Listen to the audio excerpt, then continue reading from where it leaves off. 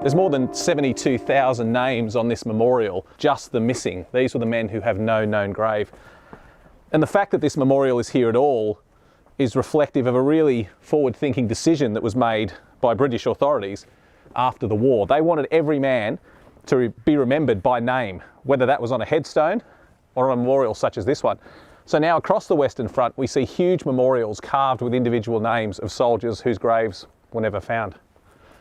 The important thing to remember when you look at these memorials and read these names is every one of these names is a lost man. Every name represents a grieving family, a community who'd lost someone, a life never really fulfilled. It's really special to come here, to walk around, to read the thousands of names on memorials like this one, and just think about the huge cost of these battles. The entire memorial is covered in these huge tablets, each one bearing thousands of names, and the names are laid out in a very specific order. They're laid out by regiment and then by rank, and then they're alphabetical with each person's name.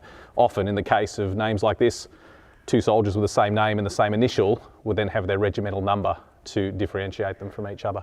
So the point of this was that grieving families could come here and find their missing soldier.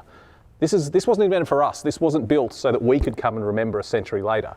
This was built for grieving families, and the idea was they would come over from England, they would come here, they would find the regiment that their son belonged to, and they would find his name on the wall. And there was a real feeling that this was a connection with their son, that their son wasn't missing after all, but he was right here on this memorial. I think it's absolutely touching.